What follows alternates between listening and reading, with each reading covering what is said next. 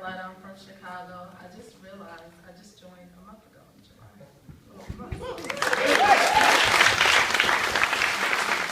We're very busy. Okay, so I'm going to try to tie this in 4 minutes. So Ferguson, we went down there on a Friday. It's kind of similar to what you all have been hearing, no organization, kind of a free-for-all, just sporadic rants and chants or marches. But people are very open to hearing any type of ideas. So Steve, myself, and Chris, we went down there and we just spoke, we talked to people. And we got some key people attention, and they listened to us and they were ready. And this is very general, so I won't get too specific, but if you have like more detailed questions, I'll talk about it. But essentially, we met with a couple of people, said we'll meet with you McDonald's tomorrow morning. We did that. We went and made flyers, and we started passing them out, trying to engage. We decided we were going to have a mass movement that Monday at City Hall, the same day as the funeral, and we were just trying to get people that would join.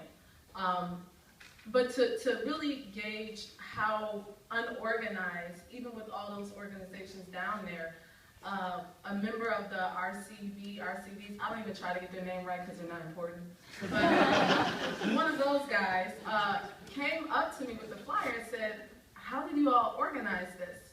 And we were like, "It's a flyer." He was like, "I know, but the date has Monday. How did you all do this?" And I'm looking, you all have been down here for 2 weeks. What are you doing? You know?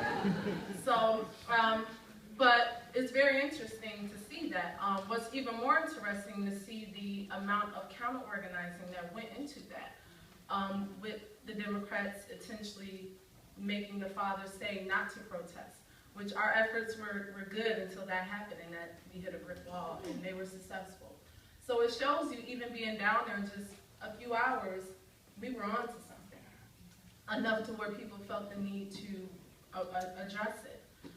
So future plans, because we do have future plans, they actually are having a mass movement down there now. I don't know what's going on because my phone is dead, so I'm going crazy. And they have a meeting tomorrow. So our plan is to, in Chicago, we want to have some type of a public speaking hearing, and we're going to have one of our key players down there, Rob, who is an ex-gang member, who went to school, and he's now a social worker. He's been very excellent and really pushing that movement, very enthused in getting that done. So he's been kind of our contact.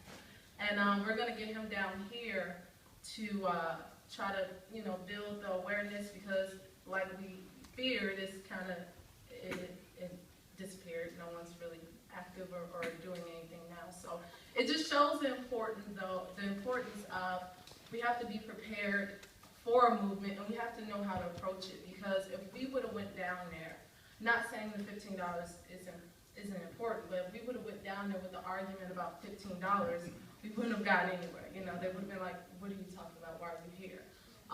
So we do have to know how to structure our focus. We have to be versatile, and we have to be ready for when things like this happen. Unfortunately, we had a presence there. I think someone brought that up. If we were there in the beginning, it probably would have went totally different. But we're not giving up. That's going to happen. I'll make sure of it. I don't sleep anyway, so whatever. I'll just be up planning against the RCVs, the Democrats, and all the bastards on there. So.